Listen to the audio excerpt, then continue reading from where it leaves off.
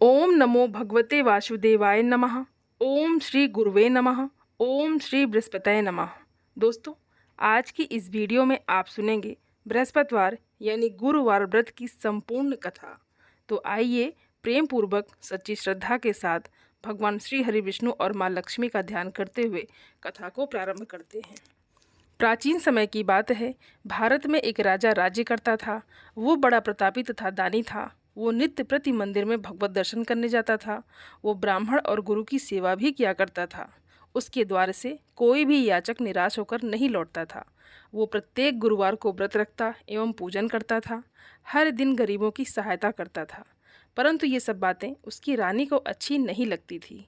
वो ना व्रत करती और ना किसी को एक भी पैसा दान में देती थी। वो राजा से भी ऐसा करने को मना किया करती थी।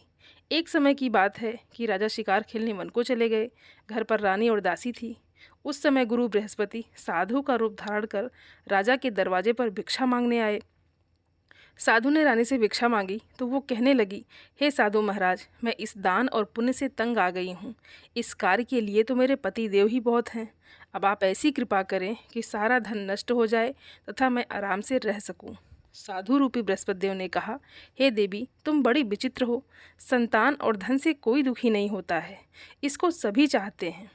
पापी भी पुत्र और धन की इच्छा करता है।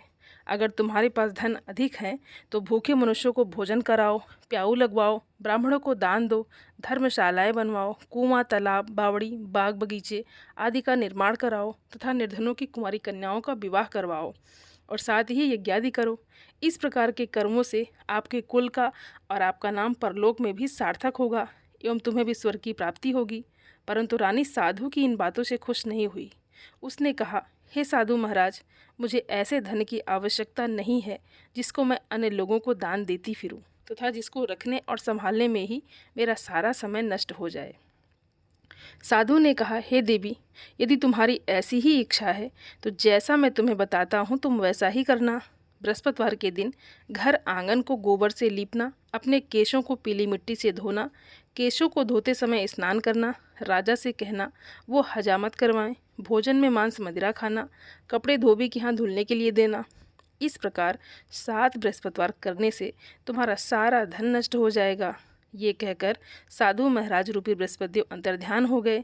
रानी ने साधु के कहने के अनुसार 7 बृहस्पतिवार तक वैसा ही करने का विचार किया। साधु के बताए अनुसार कार्य करते हुए केवल 3 बृहस्पतिवार ही बीते थे कि उसकी समस्त धन संपत्ति नष्ट हो गई। भोजन के लिए दोनों समय परिवार तरसने लगा तथा सांसारिक भोगों से दुखी रहने लगा।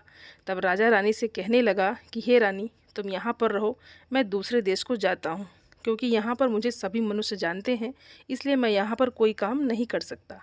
मैं परदेश जा रहा हूँ, वहाँ कोई काम धंधा करूँगा, शायद हमारे भाग्य बदल जाएं। ऐसा कहकर राजा परदेश चला गया। वो वहाँ जंगल से लकड़ी काट कर लाता और शहर में बेचता और इस तरह से अपना जीवन व्यतीत करने लगा। इधर राजा के बिना रानी दासियाँ दुखी रहने लगी। किसी दिन भोजन मिलता और किसी दिन जल पीकर ही रह जाती।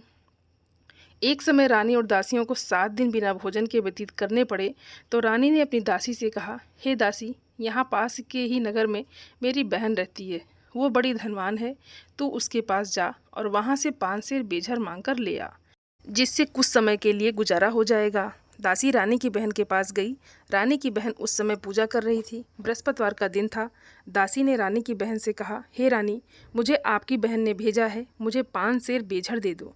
दासी ने ये बात अनेक बार कही, परंतु रानी की बहन ने कोई उत्तर नहीं दिया, क्योंकि वो उस समय बृहस्पतिवार की कथा सुन रही थी। जब दासी को रानी की बहन से कोई उत्तर नहीं मिला तो वो बहुत दुखी हुई। उसे क्रोध भी आया।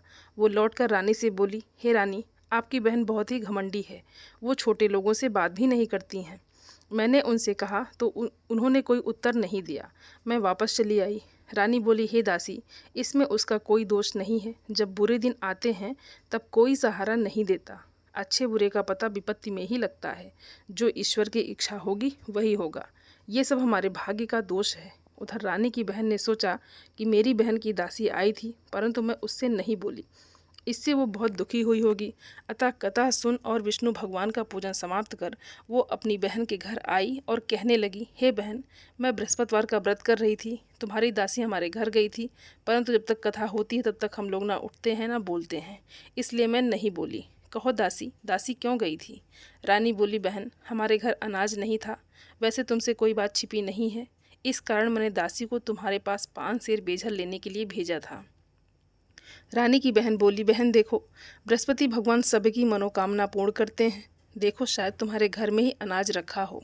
ये सुनकर दासी घर के अंदर गई तो वहाँ उसे एक घड़ा बेझर का भरा मिल गया। उसे बड़ी हैरानी हुई क्योंकि उसने एक एक बर्तन देख लिया था। उसने बाहर आकर रानी को बताया। दासी अपनी रानी से कहने लगी, हे रानी देखो, वैसे हमको जब अन्न नहीं मिलता तो हम रोजी व्रत करते हैं। अगर इनसे इस व्रत की विधि और कथा पूछ ली जाए तो उसे भी हम कर लिया करेंगे।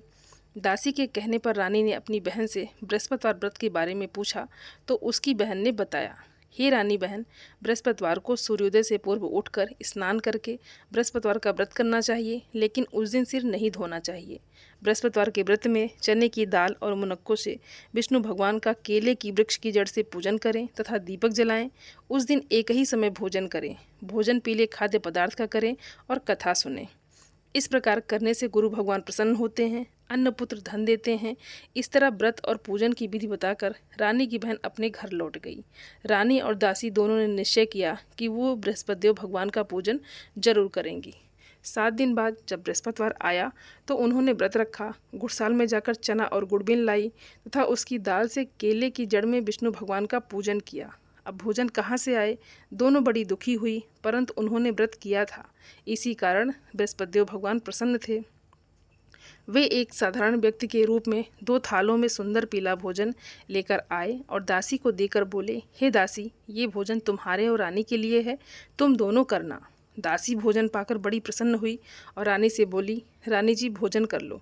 रानी को भोजन आने के बारे में कुछ पता नहीं था, इसलिए वो दासी से बोली, जा तू ही भोजन कर, क्योंकि तू हमारी व्यर्थ में हंसी उड़ाती है। दासी बोली, एक व्यक्ति अभी भोजन दे गया है। रानी कहने लगी, वो भोजन तेरे लिए ही दे गया है, तू ही भोजन कर।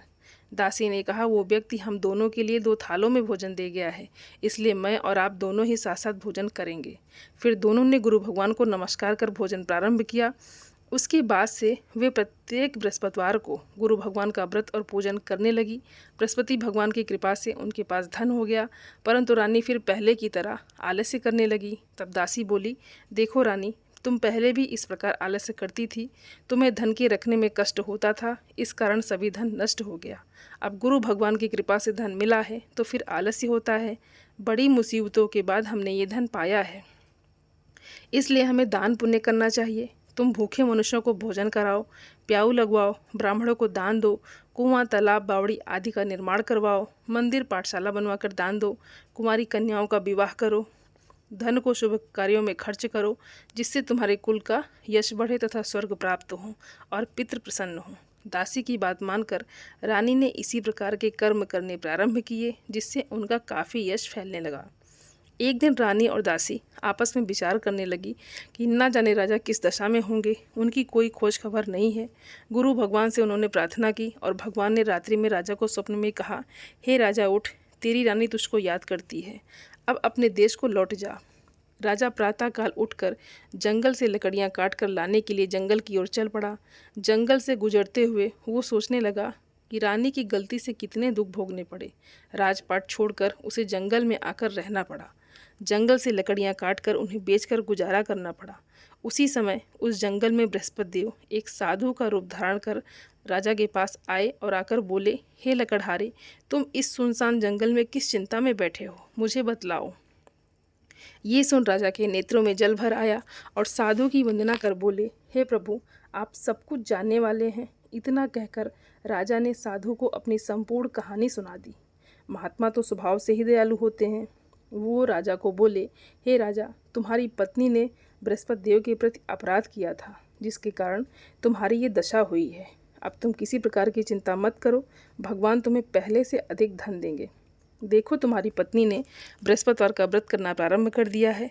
अब तुम भी बृहस्पतिवार का व्रत करके चने की दाल व गुड़ और जल को लोटे में डालकर केले के पत्ते से भगवान विष्णु का पूजन करो और फिर कथा कहो या सुनो। भगवान तुम्हारी सब कामनाओं को पूर्ण करेंगे। साधु को प्रसन्न देखकर राजा बोला, हे प्रभु, लकड़ी बेचकर इतना पैसा भी नहीं बचता जिससे भोजन करने के उपरांत कुछ बचा सकूं। मैंने रात्रि में अपनी रानी को व्याकुल देखा है। मेरे पास कोई साधन नहीं है जिससे समाचार जान सकूं। फिर मैं बृहस्पतिवार की कौन सी कहानी कहूं या सुनूं, मुझको कुछ भी मालूम नहीं है। साधु ने कहा, हे राजा, तुम किसी बात की चिंता मत करो। बृहस्पतिवार के दिन तुम रोजाना की तरह लकड़ियां लेकर शहर में जाओ। तुम्हें रोज से 2 गुना धन प्राप्त होगा, जिससे तुम भली भांति भोजन कर लोगे तथा बृहस्पति देव की पूजा का सामान भी आ जाएगा। बृहस्पति देव की कथा इस प्रकार है। प्राचीन काल में एक बहुत ही निर्धन ब्राह्मण था। उसके कोई संतान नहीं थी। वो नित्य पूजा पाठ करता, परंतु उसकी स्त्री बहुत मलिनता के साथ रहती थी। वो ना स्नान करती और ना किसी देवता का पूजन करती। प्रातः काल उठते ही सर्वप्रथम भोजन करती, बाद में कोई अन्य कार्य करती। ब्राह्मण देवता बहुत दुखी रहते थे। पत्नी को बहुत समझाते, किंतु उसका कोई परिणाम न निकलता। भगवान की अनुकंपा से एक समय उस ब्राह्मण की पत्नी गर्भवती हुई और 10वें महीने एक सुंदर कन्या को जन्म दिया। निर्धन ब्राह्मण कन्या के जन्म से बहुत दुखी हुआ। धीरे धीरे ब्राह्मण की कन्या बड़ी होने लगी। बचपन से ही उस कन्या की रुचि भगवान विष्णु की पूजा में थी। वो प्रातः उठते ही स्नान आदि करके भगवान विष्णु की पूजा करने मंदिर में जाती थी। बृहस्पतिवार को व्रत करके विधिवत पूजा पाठ करती थी। पूजा पाठ के बाद वो पढ़ने के लिए पाठशाला में जाती थी। घर से चलते हुए वो मुट्ठी भर जौ साथ लेकर जाती और पाठशाला के रास्ते में थोड़े थोड़े जौ गिराती जाती थी। जब वो पाठशाला से घर लौटती तो जौ के वो दाने सोने में बदले हुए मिलते थे। लड़की सभी सोने के दाने बिन लाती थी। एक दिन जब वो सोने के दानों को साफ कर रही थी तो उसकी माँ ने कहा, बेटी, सोने के दाने साफ करने के लिए सोने का सूप भी होना चाहिए। अगले दिन बृहस्पतिवार था। उसने भगवान बृहस्पति देव की पूजा करते हुए प्रार्थना की, हे भगवान, यदि मैंने आपका व्रत विधिवत किया हो तो मुझे सोने का सूप दे दो। भगवान बृहस्पति देव ने उसकी मनोकामना पूरी करने का वचन दिया। पाठशाला से लौटते समय उसे रास्ते में सोने का सूप पड़ा हुआ मिला। घर लौटकर सोने का सूप अपनी माँ को दिखाकर वो सोने के दाने को साफ करने लगी। उसी समय नगर का राजकुमार उसके घर के पास से गुजरा तो उस सुंदर लड़की को सोने के सूप में जो साफ करते देख राजकुमार उस पर मोहित हो गया। महल में लौटकर राजकुमार ने राजा से उस लड़की से विवाह करने की इच्छा प्रकट की तो राजा ने ब्राह्मण को महल में बुलाकर राजकुमार से उसकी लड़की के विवाह की बात कही। ब्राह्मण तैयार हो गया। धूमधाम से उस लड़की का विवाह राजकुमार से हो गया। दुल्हन बनकर ब्राह्मण की लड़की महल में चली गई। लड़की के चले जाने से ब्राह्मण फिर निर्धन हो गया। उसे कई कई दिन भोजन भी नहीं मिलता था। बहुत दुखी होकर ब्राह्मण एक दिन अपनी लड़की के पास गया। अपने पिता से निर्धनता का समाचार सुनकर उसे बहुत सा धन देकर पिता को विदा किया। उस धन से ब्राह्मण के कुछ दिन तो आराम से गुजर गए, लेकिन जल्दी ही फिर भूखों मरने की हालत हो गई। ब्राह्मण अपनी लड़की से धन लेने के लिए फिर महल में पहुंचा। लड़की ने पिता की बुरी हालत देखकर कहा, पिताजी, आखिर आप कब तक मुझसे धन लेकर जीवन यापन करेंगे? आप कोई ऐसा उपाय क्यों नहीं करते जिससे आपका घर धन संपत्ति से भर जाए? तो ब्राह्मण ने कहा, मैंने तेरी माँ को बहुत समझा लिया, पर उसकी समझ में कुछ नहीं आता है। उसका फुहड़पन नष्ट हो तो घर की निर्धनता भी दूर हो जाए। तब कुछ सोचकर लड़की ने पिताजी से कहा, पिताजी, आप कुछ दिनों के लिए माँ को मेरे पास छोड़ जाओ। तब कुछ सोचकर ब्राह्मण पत्नी को लड़की के पास महल में छोड़ आया। लड़की ने अपनी माँ से कहा, माँ, तुम कल प्रातः उठकर स्नान आदि करके भगवान बृहस्पति देव की पूजा अवश्य करना। पूजा करने से तुम्हारी निर्धनता अवश्य दूर हो जाएगी। लेकिन उसकी माँ ने उसकी कोई बात नहीं मानी। तब क्रोधित होकर लड़की ने अपनी माँ को एक कक्ष में बंद कर दिया। सूर्योदय के समय माँ को उठाकर जबरदस्ती उसे स्नान कराया और फिर मंदिर में ले जाकर भगवान बृहस्पति देव की पूजा कराई। कुछ दिनों तक ऐसा करने से माँ की बुद्धि में परिवर्तन हुआ और वो स्वयं बृहस्पतिवार का व्रत रखने लगी। उसके व्रत रखने से ब्राह्मण के घर में भगवान विष्णु की अनुकंपा से धन की वर्षा होने लगी। दोनों पति पत्नी धन संपत्ति पाकर आनंदपूर्वक जीवन यापन करते हुए विष्णु धाम को चले गए। लकड़हारा बने राजा ने उन साधु से भगवान बृहस्पति देव की ये कथा सुनकर बृहस्पतिवार का व्रत करके भगवान विष्णु की पूजा की। उस दिन से उसके सभी क्लेश दूर हो गए। लेकिन अगले बृहस्पतिवार को कामकाज में अधिक व्यस्त रहने के कारण उसने भगवान बृहस्पति देव जी का व्रत नहीं किया। भगवान बृहस्पति देव लकड़हारे से क्रोधित हो गए और उसे भूल की सजा दी। उस दिन नगर के राजा ने नगर में घोषणा करके सबको सूचित किया कि प्रत्येक नागरिक मेरे महल में भोजन करने आए और जो नहीं आएगा उसे अपराधी मानकर भारी दंड दिया जाएगा। लकड़हारा बने राजा ने उस नगर के राजा की घोषणा तो सुनी थी, लेकिन जंगल से लकड़ी काट कर लाने और उन्हें बेचने में देर हो जाने के कारण वो समय पर महल में भोजन करने नहीं जा सका। अतः राजा के सैनिक लकड़हारे को पकड़कर एक महल में ले गए। राजा ने उसे महल के एक कक्ष में बैठाकर भोजन कराया। उस कक्ष में एक खूंटी पर रानी का सोने का हार लटका हुआ था। लकड़हारा अकेला उस कक्ष में भोजन कर रहा था। तभी उसने एक आश्चर्यजनक घटना घटती देखी। देखते ही देखते वो खूंटी हार को निगल गई। थोड़ी देर के बाद राजा ने हार को गायब देखा तो लकड़हारे को कारावास में डलवा दिया। लकड़हारा मन ही मन अपने भाग्य को कोसने लगा। तभी उसे जंगल में मिले साधु का स्मरण हुआ आया। थोड़ी देर में भगवान बृहस्पति देव सन्यासी के रूप में उसके सामने प्रकट हुए और कहा, हे लकड़हारे, तूने भगवान बृहस्पति देव की पूजा नहीं की, इसी कारण तुम्हें कष्ट हुआ है। लेकिन अब चिंता मत करो, बृहस्पतिवार के दिन कारागार के दरवाजे पर तुम्हें कुछ पैसे पड़े हुए मिलेंगे। उन पैसों से भगवान बृहस्पति देव का व्रत करके उनकी पूजा करोगे तो तुम्हारे सब दुख नष्ट हो जाएंगे। बृहस्पतिवार के दिन दरवाजे पर पड़े मिले पैसों से चने और गुड़ मंगाकर लकड़हारे ने बृहस्पतिवार की कथा कही तो भगवान बृहस्पति देव ने प्रसन्न होकर उस नगर के राजा को स्वप्न में लकड़हारे को कारागार से मुक्त करने को कहा। तो सुबह राजा ने अपने कक्ष में आकर देखा तो खूंटी पर रानी का हार टंगा हुआ था। राजा ने लकड़हारे को मुक्त कर दिया और उसे बहुत सा धन और आभूषण देकर विदा किया। लकड़हारा बना राजा उस नगर से चलकर अपने नगर में पहुंचा तो उस नगर में कुएं, धर्मशाला, बाग बगीचे देखकर बहुत प्रसन्न हुआ। राजा ने किसी से पूछा कि ये कुएं, धर्मशालाएं किसने बनवाई है, तो सबने उसे बताया कि ये सब रानी और उसकी दासी ने बनवाए हैं। राजा महल में पहुंचा तो रानी ने उसका भव्य स्वागत किया। तब राजा ने निश्चय किया कि सप्ताह में एक बार तो सभी बृहस्पति देव का व्रत था पूजन करते हैं, परंतु मैं प्रतिदिन व्रत किया करूँगा तथा दिन में 3 बार कथा कहा करूँगा। अब राजा हर समय दुसाले में चने की दाल बांधे रहता तथा दिन में 3 बार बृहस्पति देव की कथा कहता। कुछ दिनों के बाद राजा को अपनी बहन की याद आई। एक दिन घोड़े पर सवार होकर राजा अपनी बहन से मिलने चल दिया। अभी राजा नगर के बाहर पहुंचा ही था कि उसने कुछ लोगों को एक शव को ले जाते हुए देखा। राजा को स्मरण हुआ आया कि आज उसने किसी को बृहस्पतिवार की व्रत कथा नहीं सुनाई है।